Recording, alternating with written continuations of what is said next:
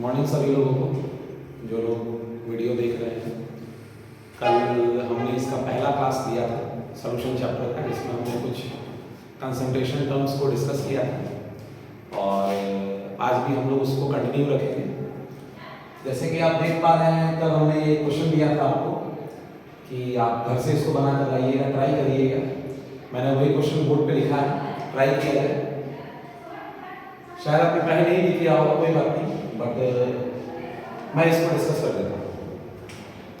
अब ये क्वेश्चन था, in which ratio of volume 0.4 molar HCl and 0.9 molar HCl are to be mixed such that the concentration of the resultant solution becomes 0.7। तो इसमें क्या करना है आपको, दो सॉल्यूशन है, ठीक है। इसका कंसंट्रेशन दिया है 0.4 मोलर और इसका दिया है 0.9 मोलर, दोनों HCl का सॉल्यूशन है और दोनों को मिक्स करना है और दोनों को मिक्स करके एक HCl का सॉल्यूशन बनाया गया जिसका कंसंट्रेशन दिया हुआ है 0.7 मोलर कंसंट्रेशन दिया हुआ है। अब हमें निकालना है कि दोनों का वॉल्यूम का रेशियो क्या है। तो इसका वॉल्यूम V1 और इसका वॉल्यूम V2 मान लेते हैं और इसका जो टोटल वॉल्यूम होगा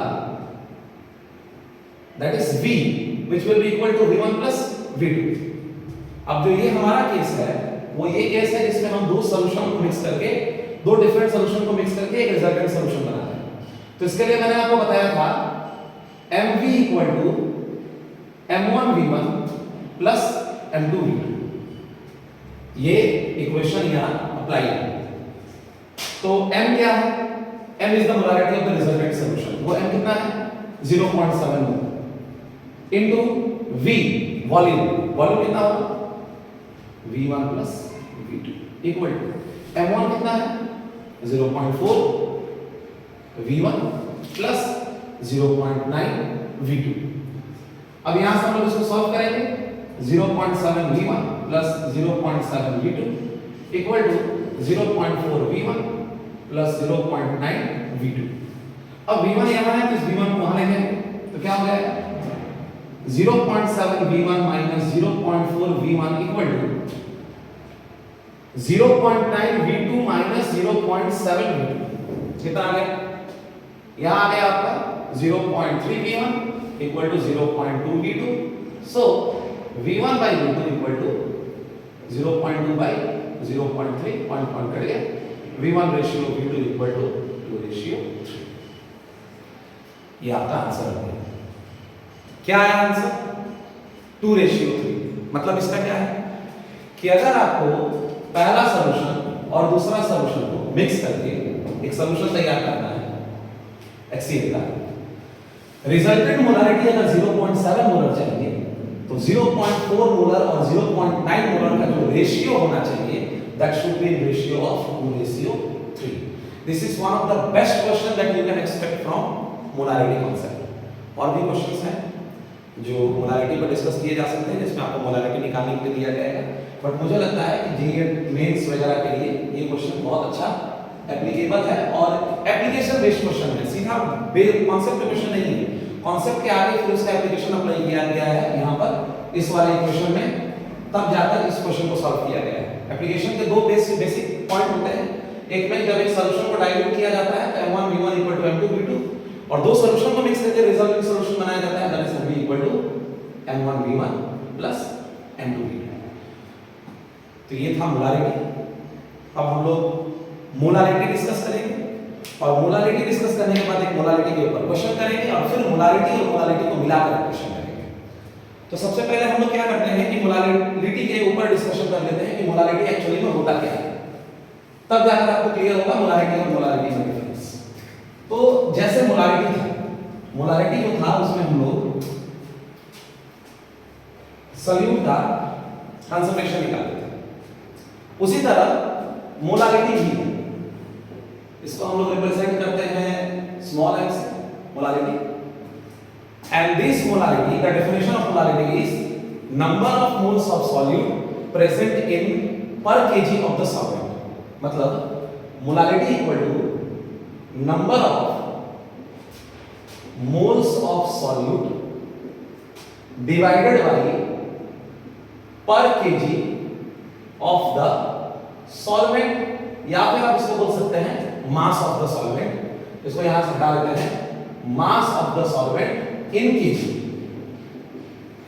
अब आप याद करिए मोलारिटी में क्या था, मोलारिटी में वॉल्यूम ऑफ द सॉल्यूशन था, मतलब with respect to the solution, but यहां पर it is with respect to the solvent. It can be written as m equal to number of moles of solute by mass of the. अब एक चीज यहां पर देखने लायक है, अगर मास केजी में नहीं हुआ, ग्राम में हुआ, तो हम लोग क्या करेंगे, इसको केजी में करके 1000 से मल्टीप्लाई कर देंगे। अब जैसे मोलारिटी का यूनिट था, उसी तरह मोलारिटी का यूनिट है।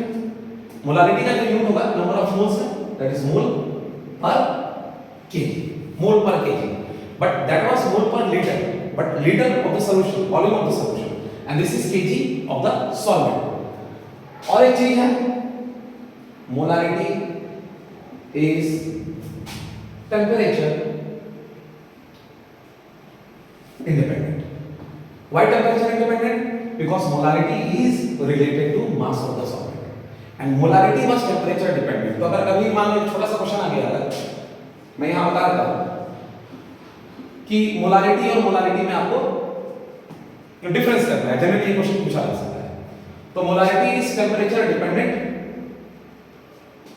and molarity is temperature independent, एक चीज हो गई।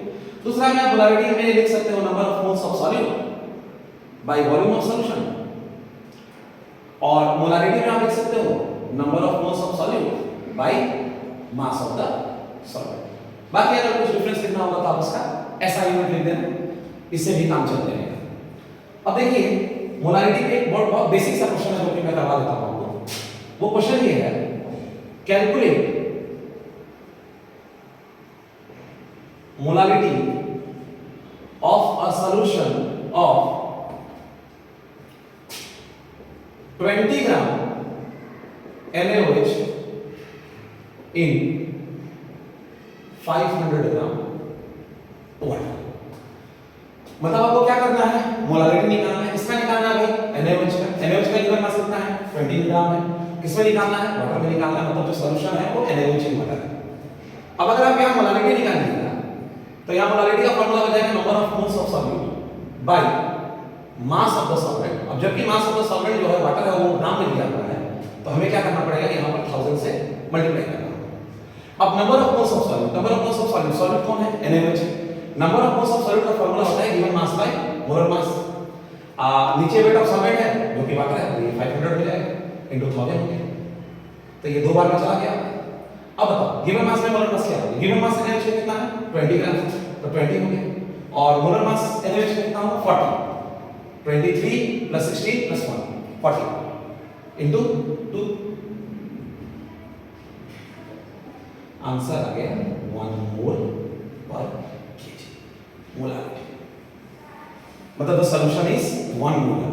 अब 1 मोलर का मतलब क्या होता है, अगर कहीं कहीं भी मान लो कि लिखा हुआ है कि सपोज यहां लिखा हुआ है कि मोलारिटी इज 1, मोलारिटी 1 लिखा रहता है, या फिर लिखा रहेगा 1 मोलर एक्वस सॉल्यूशन। इस तरह से लिखा हुआ रहेगा क्वेश्चन में 1 मोलर एक्वस सॉल्यूशन या मोलारिटी इक्वल टू 1। कहीं भी अगर ये चीज लिखा हुआ है, हम इसी कांसेप्ट पे अगला क्वेश्चन करेंगे, कहीं भी अगर 1 मोलर एक्वस सॉल्यूशन लिखा हुआ है तो इसमें आपको यहां से कंक्लूजन ये निकालना है कि 1 मोल ऑफ सॉल्यूट, जो भी सॉल्यूट होगा 1 mole of solute is presenting 1 kg of solvent. 1 kg बोलो चाहे 1000 gram of solvent, 1000 gram of solvent में प्रेजेंट है वो तुम्हारा 1 मोल। अगर 2 मोल होगा 3 मोल होगा, अगर मोलारिटी 2 या 3 दिया होगा तो 2 मोल 3 मोल हो जाएगा, यहां पर 1 मोल दिया होगा तो 1 मोल आ गया। तो ये वाला जो क्वेश्चन है कि आपका एनसीईआरटी में भी अगर देखिएगा तो इथेनॉइक एसिड का क्वेश्चन है, इथेनॉइक एसिड का एग्जांपल में दिया हुआ है 2.1 या 2.2 में दिया हुआ है, इथेनॉइक एसिड में वाटर दिया हुआ है, तो वही होगा सेम चीज यहां पर जैसे NaOH दिया हुआ है वैसे वहां पर इथेनॉइक एसिड दिया हुआ है, इथेनॉइक एसिड पुट अप करिएगा फिर इसी तरह से सॉल्व करिएगा तो आंसर आ जाएगा। बट मैं चाह रहा हूं कि आपको एक ऐसा क्वेश्चन कराऊं जिसमें मोलारिटी और मोलारिटी दोनों इन्वॉल्व है। इससे क्या होगा कि अगर कभी भी कोई भी आपको क्वेश्चन दिया जाएगा तो वहां से आप ये अंदाजा लगा पाओगे कि मोलारिटी और मोलारिटी निकलता कैसे। बट एक मैं बात बताऊं आपको, मोलारिटी और मोलारिटी दोनों में number of moles of solute सबसे इंपॉर्टेंट फैक्टर है। दोनों में डिफरेंस ये है कि एक में वॉल्यूम ऑफ द सॉल्यूशन है और एक में मास ऑफ द सॉल्वेंट है। तो तो एक जो रिलेशन है डेंसिटी वाला जिसमें मास ऑफ द सॉल्वेंट मतलब डेंसिटी से हम लोग क्या करते हैं वॉल्यूम और मास को इंटर रिलेट कर पाते हैं। तो अगर कभी भी ऐसा अगर क्वेश्चन दिया गया है जिसमें मोलारिटी दे दिया है, मोलारिटी निकालना है या मोलारिटी दे दिया है, मोलारिटी निकालना है, तो उस केस में आप याद रखिएगा डेंसिटी का जरूर जिक्र होगा। जैसे कि अभी मैं क्वेश्चन देने वाला हूं, जैसे फॉर एग्जांपल मान लीजिए 3 molar aqueous NaOH solution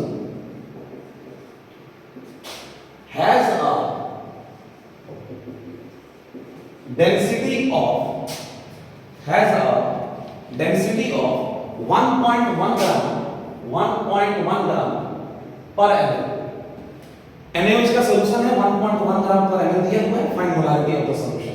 find molarity of the solution. अब देखेंगे यहां पर ये मोलारिटी और मोलारिटी का सबसे बेहतरीन क्वेश्चन मैं इसको मानता हूं। हाँ ऑब्वियसली रिलेशन तो है ही मोलारिटी और मोलारिटी में, मगर फिर भी मोलारिटी और मोलारिटी को रिलेट करने के लिए अब इससे बेहतरीन आपको क्वेश्चन नहीं मिलेगा जिसमें आपको इंटर रिलेट करना है। मोलारिटी निकालना है। अब जैसे ही आपने मोलारिटी देखा होगा आपको समझ में आ गया होगा number of moles of solid bye volume of the solution, but कहीं भी आपको यहां वॉल्यूम नहीं मिल रहा होगा। तो इसको अगर हम लोग प्राइमरी बनाने के लिए यहां हम लोग क्या कर सकते हैं, जो गिवन चीजें हैं उसको सबसे पहले हम लिखेंगे। तो पहला चीज क्या दिया हुआ है 3 मोलर एक्वस NaOH सॉल्यूशन। इतना तो पता चल गया कि the solute is NaOH, the solute is NaOH, ठीक है। और क्या दिया हुआ है 3 मोलर एक्वस सॉल्यूशन। इसका मतलब मोलारिटी इज 3। अब एक बात बताओ, अभी मैंने थोड़ी देर पहले ही जिक्र किया था यहां पर कि अगर मोलारिटी 1 दिया हुआ है तो हम उसके बारे में क्या लिख सकते हैं, 1 mole of solute is present in 1 kg of solvent. अब अगर यहां मोलारिटी 3 दिया हुआ है तो यहां से हम लोग क्या इंडिकेट कर सकते हैं, 3 moles of NaOH is present in 1 kg और 1000 gram water.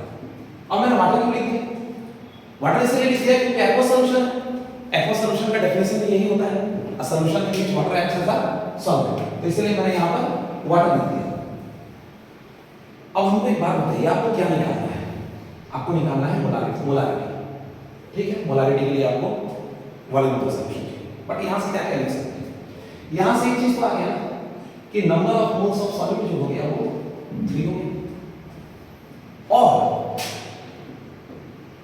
Mass of solvent जो है वो 1000 ग्राम हो गया। अब आपको लग रहा होगा कि मैंने 1000 ग्राम क्यों लिखा है, मैंने 1000 ग्राम इसलिए लिखा है क्योंकि जब हम लोग मोलर मास से रिलेट करेंगे गिवन मास को, जो भी दिया हुआ रहेगा वो ग्राम पर मोल में दिया हुआ रहता है, तो मास जो है वो हमें ग्राम रखना चाहिए।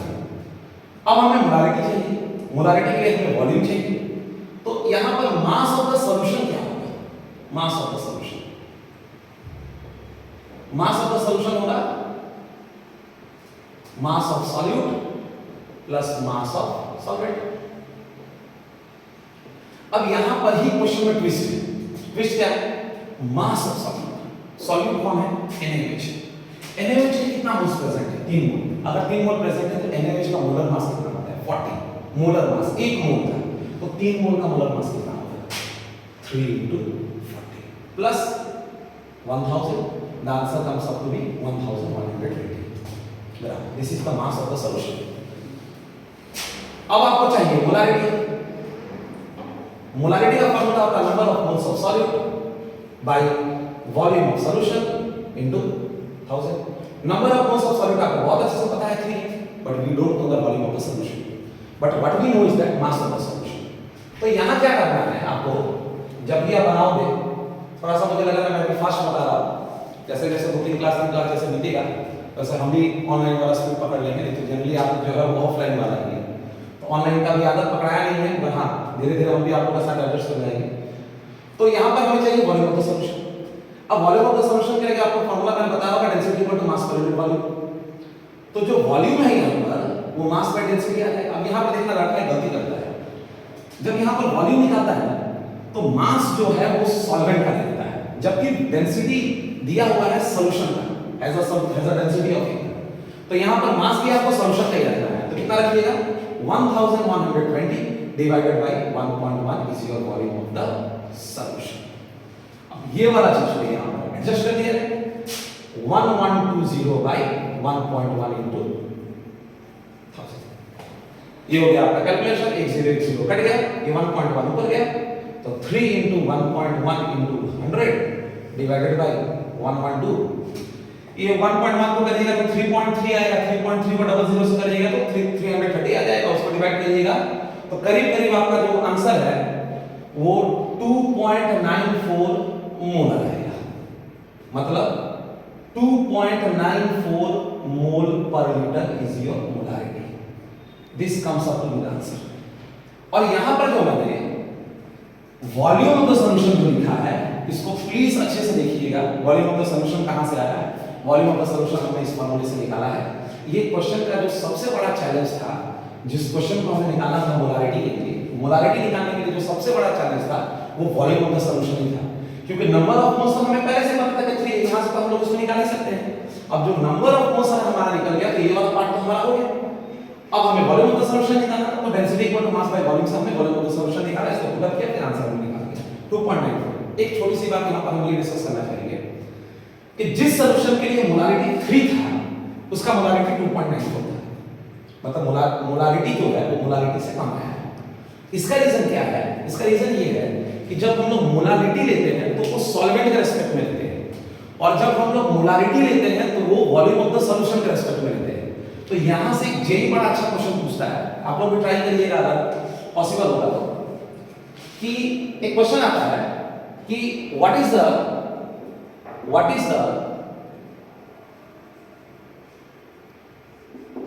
Relationship between molarity and molarity. इसको मैं एज अ होमवर्क दे रहा हूं, घर पे एक बार ट्राई करिएगा, नहीं बनेगा तो अगला वीडियो जो है यहीं से शुरू होगा। सिर्फ कंसंट्रेशन टर्म पढ़ने से नहीं होगा, कंसंट्रेशन टर्म का आपको जो है इंटर रिलेशन, इंटरलिंकिंग पॉइंट्स भी आपको जानना पड़ेगा।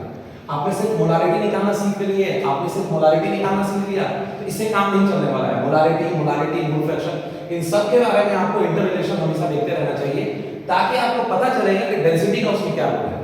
क्योंकि यहां पर अगर डेंसिटी नहीं दिया रहता तो ये क्वेश्चन कभी नहीं बनता, क्योंकि बिना डेंसिटी का वॉल्यूम निकलता ही नहीं, और वॉल्यूम नहीं निकलेगा तो फिर आप सॉल्यूशन का वॉल्यूम नहीं निकलेगा तो मोलारिटी आप नहीं निकाल पाइएगा। तो ये जो क्वेश्चन था वो रिलेट करता है इस चीज से। तो अब जो है हम लोग 2 कंसंट्रेशन टर्म डिस्कस कर लिए, मैंने अपने हिसाब से क्वेश्चंस भी करवा दिया है, वो वाला क्वेश्चन आप देख सकते हो घर पे, फर्दर क्लासेस में इसके बारे में भी डिस्कशन किया गया है। अब जो मेरा तीसरा टारगेट है आज के क्लास में आपको डिस्कस कर देने का आपके साथ, वो है mole fraction.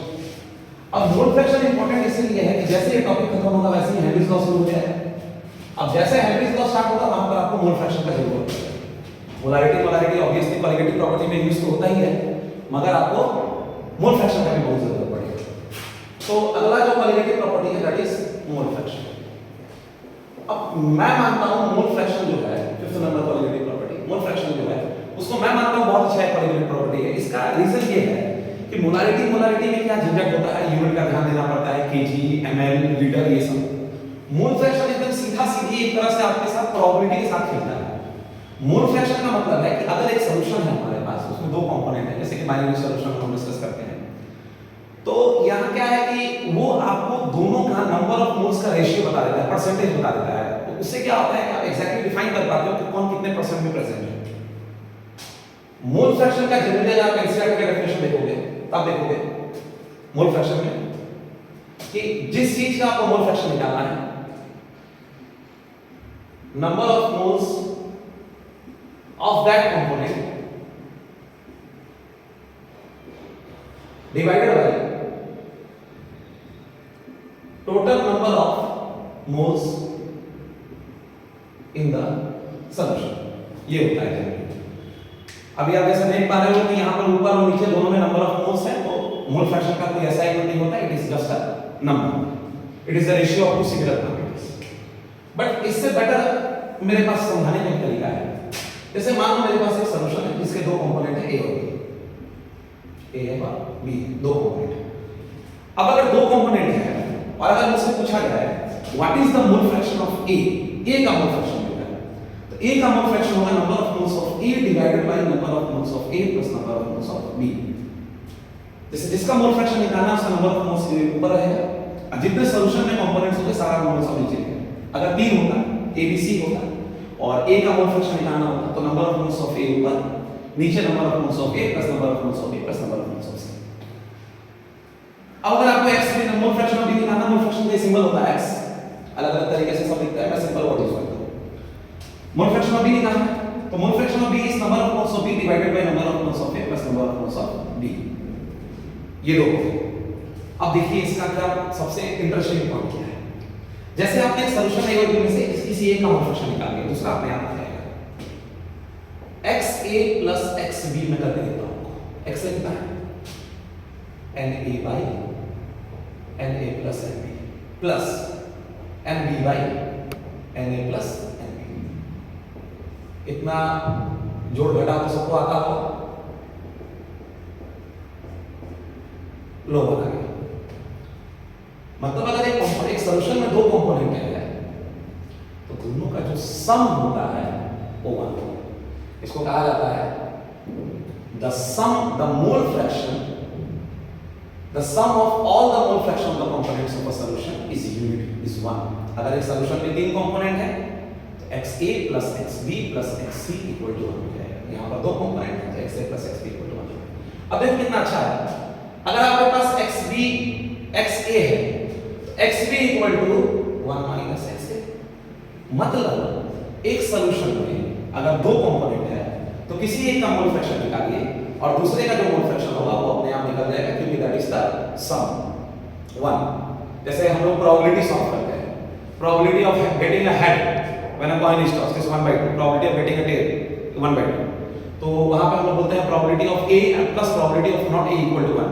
Just like that, simple as that कि दो कंपोनेंट है, अगर हम मोल फ्रैक्शन निकालेंगे, अगर सॉल्यूशन में 2 कंपोनेंट प्रेजेंट है तो उसका जो सम होगा वो 1 होगा। तो एक अगर आ गया तो दूसरा अपने आप आ जाएगा। इतना ही आसान है और कुछ नहीं करना है। अगर किसी सॉल्यूशन में 2 कंपोनेंट है तो दोनों का अगर हम सम करेंगे, तीन कंपोनेंट है, तीनों का सम करेंगे तो 1 आएगा। तो किसी 2 का निकालेगा तीसरा अपने आप निकल जाएगा। बट हमारे सिलेबस में 2 ही कंपोनेंट जनरली पूछा जाता है, दोनों कंपोनेंट को निकालना उतना डिफिकल्ट नहीं है, एक का निकल जाएगा दूसरा का भी आ जाएगा। इंपॉर्टेंट है यहां देखना कि जिसका मोल फ्रैक्शन आपको निकालना है उसका नंबर ऑफ मोल्स ऊपर रहेगा और जिसका आपको मोल फ्रैक्शन मतलब जितने टोटल्स दिए होंगे वो नीचे चले जाएंगे। अगर XB निकालना है तो MB ऊपर रहेगा, XA निकालना है तो number of moles of A ऊपर रहेगा। अब अगर आपको लिखना होगा तो उसको लिख लीजिएगा, पॉज कर लीजिएगा, लिख लीजिएगा, ठीक है। उतना थ्योरी से कोई उतना इंटरेस्ट होता नहीं, बस फॉर्मूले से आदमी रिलेटेड करता है, जनरली आदमी ट्राई करता है क्वेश्चन अच्छा सॉल्व करे। तो मैं इसके ऊपर एक बहुत अच्छा एक क्वेश्चन रखा हूं। वैसे तो मेरे पास 2-3 क्वेश्चन है इसके ऊपर करवाने के लिए, बट फिलहाल जो है वो स्टार्टिंग जो है वो मैं एक सिंपल क्वेश्चन से करूंगा ताकि आपको भी थोड़ा सा लगे कि हाँ कॉन्फिडेंस आ रहा है क्वेश्चन बनाने में। तो एक क्वेश्चन है जिसमें कैलकुलेट द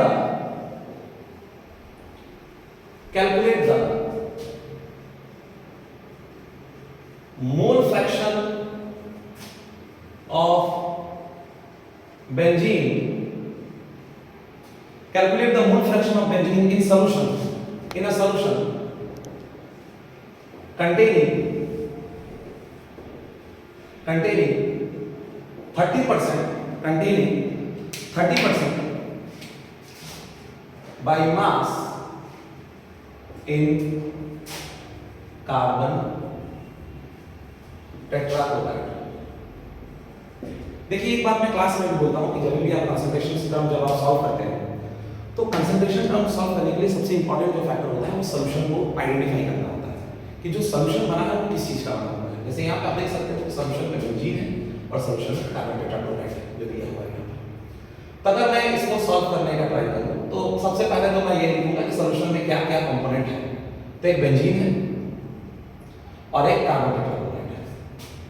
तो थोड़ा सा यहाँ ध्यान दीजिएगा कि अगर बेंजीन और कार्बन टेट्राक्लोराइड है तो हमें मोल फ्रैक्शन ऑफ बेंजीन निकालना है।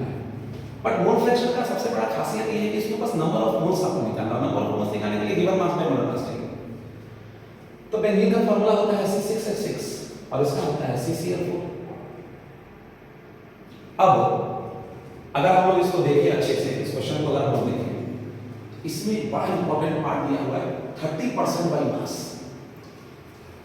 ये 30% जो है ये बेंजीन से रिलेटेड है। तो हम लोग अगर मान लो let mass of solution be 100 gram, तो मास ऑफ बेंजीन कितना होगा, कितना परसेंट में प्रेजेंट है, 30%, तो 30 ग्राम, 30% का मास। अब देखो यहाँ पर मास बाय मास वाला कॉन्सेप्ट आ गया जो यहाँ से मैंने शुरू किया था। तो मास ऑफ CCl4 कितना है, 70 ग्राम, क्योंकि सॉल्यूशन का मास जो है हमने 100 लिया, 1000 लोगे तो फिर 300 और 700 मिला, कांसेप्ट से आ जाएगा। अब यहाँ पर एक बेंजीन है और यहाँ पर एक कार्बन टेट्राक्लोराइड है, आपको मोल फ्रैक्शन ऑफ बेंजीन निकालना है। अब जब भी मोल कॉन्सेप्ट का क्वेश्चन सॉल्व करना, तो क्या करना है, ट्राई करना कि आपको अच्छे से उसका मोलर मास निकालना है। अब अलग से मोलर मास निकालेंगे, फिर उसको फुट अप करेंगे, मैं ट्राई करता हूं कि एक ही साथ सॉल्व हो जाए। तो मोल फ्रैक्शन ऑफ बेंजीन में सीधा लिख रहा हूं, mole fraction of benzene is equal to number of moles of benzene divided by number of moles of benzene plus number of moles of CCl4। अब number of moles of benzene का मतलब क्या है, given mass by molar mass. Benzene का mass कितना दिया हुआ है, 30, मोलर मास कितना होगा भाई, तो 6 into 12 plus 6 into 1, तो 72 plus 6 78 आ गया, 78, तो 30/70 plus number of moles of CCl4। अब CCl4 का गिवन मास हमें पता है कितना है, 70, और मोलर मास निकालना है। मोलर मास कितना होगा, कार्बन है 12 प्लस 4 into 35.5, तो 12 प्लस 35.5 को 2 से करेंगे तो 71 आएगा, 142 आ गया, 1 अगर 42 आ गया तो ये हो गया आपका 154। कितना आ गया, 154 आ गया। बढ़िया से देख लीजिए, मोल फ्रैक्शन ऑफ बेंजीन मैंने निकाला। मोल फ्रैक्शन ऑफ बेंजीन का फार्मूला है number of moles of benzene bye number of moles of benzene plus number of moles of CCl4। और यहां पर एक चीज है कि नंबर ऑफ मोल्स निकालने के लिए हम सीधा वहीं पे निकालेंगे, अलग से सॉल्व नहीं करेंगे। तो इसका कितना आ जाएगा, 30/78, 0.38 मेरे हिसाब से। कैलकुलेट कर लीजिए, थोड़ा सा कैलकुलेटर तो यूज करना ही पड़ेगा obviously. 0.38 plus 70/154, that comes out to be 0.45। ठीक है, अब जब आप इसको सॉल्व करिएगा तो ये आ जाएगा 0.38 बाई कितना आ जाएगा, 38 प्लस 45 0.83, और पॉइंट चला गया। इसको जब आप सॉल्व करिएगा तो अप्रॉक्सीमेटली आंसर जो है वो 0.45 आएगा। तो यहां से जो आंसर आया 0.45, ये किसका मोल फ्रैक्शन आया भाई, ये मोल फ्रैक्शन आया बेंजीन का 0.45। तो CCl4 का आसान है, 1 minus mole fraction of benzene, that is 1 minus 0.45, answer 0.45। अब मैं आपको इसका खासियत बताता हूं, बस 1 मिनट में बताऊंगा उसको। सॉल्यूशन में बेंजीन अगर 0.45 है और अगर CCl4 अगर 0.55 है, इसका मतलब ये है कि सॉल्यूशन में जो बेंजीन था हमारा वो 45% में प्रेजेंट है और CCl4 जो है वो 55%। ये परसेंटेज बताता है आपको इस सॉल्यूशन कि अगर एक दो कंपोनेंट है तो उस दो कंपोनेंट में से एक कंपोनेंट कितने परसेंट में प्रेजेंट है, 45% में प्रेजेंट है, और बेंजीन का जो CCl4 है 55। तो यहां से कंफर्म है कि ये जो हो गया हमारा सॉलिड हो गया, ये हो गया हमारा सॉल्वेंट हो गया। ये मुझे लगता है कि मोल फ्रैक्शन जो है वो एक अच्छा तरीका है किसी भी अमाउंट ऑफ सॉलिड को निकालने का किसी सॉल्यूशन में, मतलब एक बेहतरीन कंसंट्रेशन टर्म है जिससे आप एग्जैक्टली बता सकोगे कि कौन कितने परसेंट में प्रेजेंट होता है। अब ये जो क्वेश्चन है, ये इसको हम लोग एक बेसिक लेवल का क्वेश्चन बोल सकते हैं, एनसीईआरटी का क्वेश्चन बोल सकते हैं। अब इसके आगे एक और क्वेश्चन लिखेंगे जो कि थोड़ा सा स्टैंडर्ड फॉर्म का हो जाएगा, जिससे हम लोग ये डिस्कस करेंगे कि कैसे और आगे क्वेश्चंस को सॉल्व किया जाए।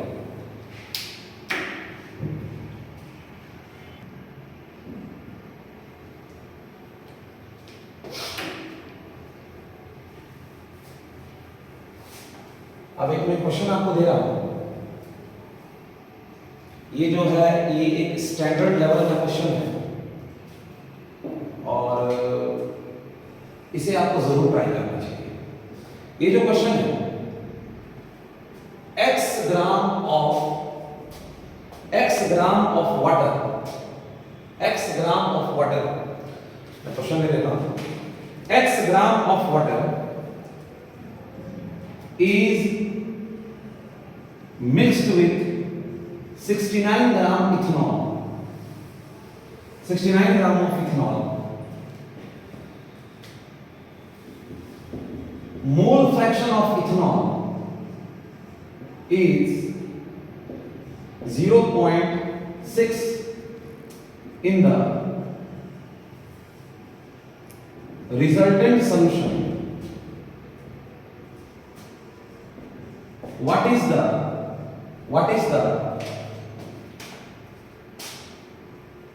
value of x in grams? अब देखो कितना बेहतरीन क्वेश्चन है। मैं तो कहूंगा कि आप इसको ट्राई करिएगा, बस मैं थोड़ा सा आपको हिंट दे देता हूं 1 मिनट में। x gram of water is mixed with 69 gram of ethanol and water. Mole fraction of ethanol is 0.6। Mole fraction दे दिया इथेनॉल का, तो अगर मोल फ्रैक्शन दे दिया इथेनॉल का, तो मोल फ्रैक्शन ऑफ इथेनॉल कितना दिया हुआ है भाई? 0.6। आप ये बता दो नंबर ऑफ मोल फ्रैक्शन का फार्मूला क्या होगा? Number of moles of ethanol by number of moles of ethanol plus number of moles of water equal to 0.6। आप मुझे कमेंट सेक्शन में इसका आंसर बताएंगे, मैं इसको चेक करूंगा कि कितने लोगों ने आंसर किया है। जो लोग सीरियसली देखेंगे वो लोग करेंगे ऑब्वियसली। अब number of moles of ethanol is given mass में मोलर मास। इथेनॉल का गिवन मास दिया है, मोलर मास आपको पता है CH3 CH2OH या C2H5OH जो भी आप करते हैं, मोलर मास निकल जाएगा। और वाटर का गिवन मास जो है वो x में लेना, मोलर मास आपको पता है 18, वहां से x निकल जाएगा और मुझे बताना कि इसका आंसर क्या है। मैं इसको कमेंट सेक्शन में एक्सपेक्ट करूंगा कि आप लोग आंसर बताएंगे, और बाकी जो एक क्वेश्चन दिए थे उसको भी ट्राई करिएगा, ताकि अगले क्लास में हम लोग और अच्छे क्वेश्चंस कंसंट्रेशन करके बनाते हैं। अगले क्लास में थ्योरी नहीं रहेगा, अगले क्लास में अच्छे क्वेश्चंस कराऊंगा जेईई मेंस और नीट वाले। चलिए, थैंक यू।